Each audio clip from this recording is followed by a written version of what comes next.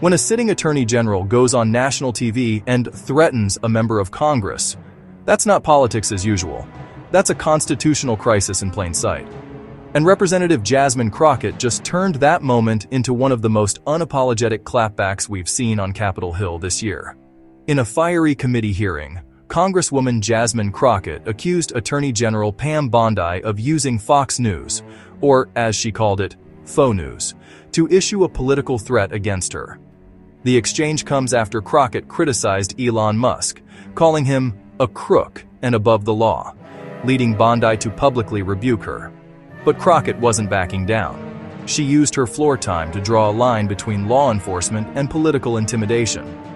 What we need to be talking about is how we are going to legislate, because I think that some of my colleagues have confused what our jobs are, and I get that we're sitting in judiciary. And so it may seem as if we are here to be litigators, but we are here to be legislators, which means that we are supposed to be writing laws, not trying to have our own trials and determine whether or not something is true or not, or whatever the case is, or who should be sued, who shouldn't be sued. All I know is that a great American hero, a good senator out of New Jersey, said something to the effect yesterday as he was shattering the record for holding the floor, a record that had been held by another racist in this country. As he shattered that, he said something about the fact that this should not be about left versus right. It should be about right versus wrong. And I am going to tell you that I want us to focus on right versus wrong. The reason that we are struggling right now in this country as it relates to people not trusting agencies, honestly, a lot of it is because of elected leaders.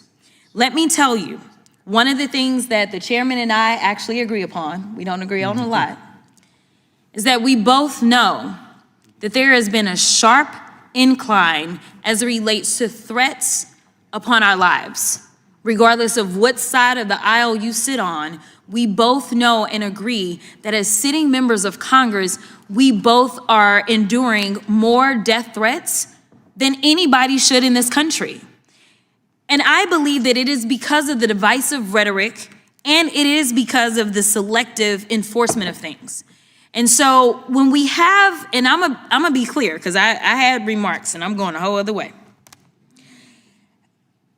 To have the sitting attorney general go on, and I'm gonna call it faux news. I know some of y'all love it, but it's fake to me.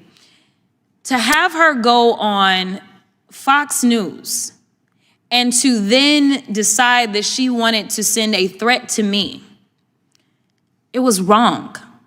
Because here it is, she is the highest law enforcement agent in this country, and people are watching and they are consuming this information, and they are believing that simply because I decided that I wanted to exercise my right to free speech, which I am not abridged from doing, that she then wanted to then politicize something that should not be politicized. I don't like Elon Musk. I'm gonna say it 50,000 times. I don't like him. I don't like that he going out there and he firing people. I think that he's a crook because somehow the rest of us can't sit around and get whatever federal contracts we want. The rest of us can't sit around and get law enforcement and get them somehow ordained as federal law enforcement to protect him. The rest of us can't get our dealerships protected by the federal government. That is somebody that is operating above the law. For whatever reason, just because he has a lot of money, more money than everybody else. And yes, I am happy to see that on my birthday, which is what I said, there were peaceful protests around this world against him because he is a problem.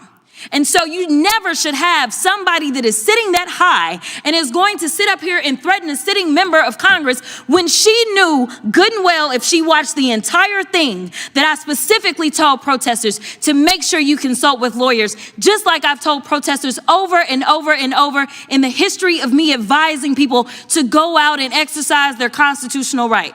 The fact that there are other sitting members that have received letters of threat from this new DOJ tells me that they are about retribution and they are not about following the law.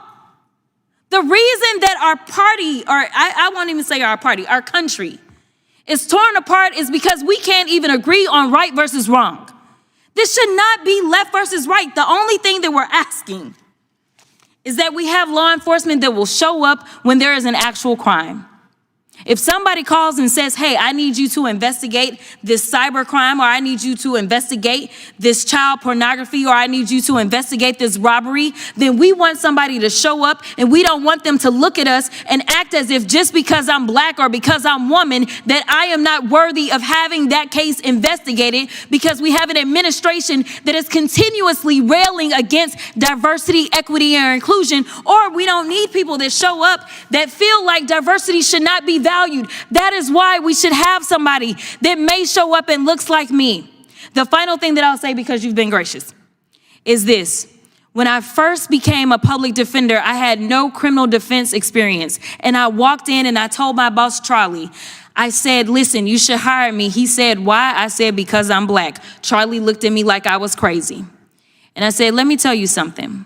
When I walk in, I'm going to walk in with a level of rapport and understanding that maybe some of my other colleagues will not. Charlie offered me my job, and I worked my butt off, and I worked really, really hard for all of my clients, not just those that look like me, and that is what it looks like to serve.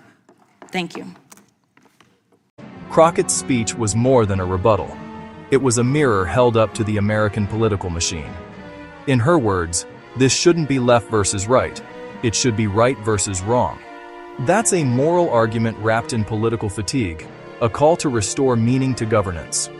Her use of faux news wasn't just trolling, it was framing. She positioned Fox as a partisan courtroom where facts are filtered through ideology, and where a sitting law enforcement officer, Bondi, allegedly joined in. That accusation strikes at the heart of constitutional ethics. When does political speech become coercion? The historical parallel? Think Nixon's enemies list, or McCarthy's blacklists, moments when the state blurred lines between dissent and disloyalty. Crockett's warning echoes those eras, power-punishing speech. But here's the twist. Crockett isn't a victim of political overreach. She's weaponizing it back, reclaiming the narrative through unapologetic authenticity.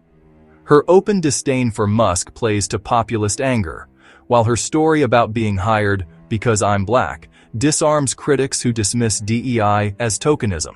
She's reframing representation as realism. The justice system should look like the people it serves. Meanwhile, Bondi's move, appearing on Fox to warn a sitting Congresswoman, feeds the perception of a politicized justice ecosystem. Even for conservatives, that's a dangerous precedent. It erodes the independence of enforcement itself. What Jasmine Crockett did in that hearing wasn't just a rant. It was a reset. She turned an accusation of threat into a lesson about restraint, legitimacy, and courage. In an era where outrage has become a performance, she used outrage as testimony. The real question isn't whether Bondi overstepped. It's whether America still understands the difference between accountability and intimidation, and whether truth, even when delivered with fury, still has a place in the halls of power. Is this leadership, or just another symptom of America's political exhaustion? Tell me below, because somewhere between Fox News and Capitol Hill, the truth is being cross-examined in real time.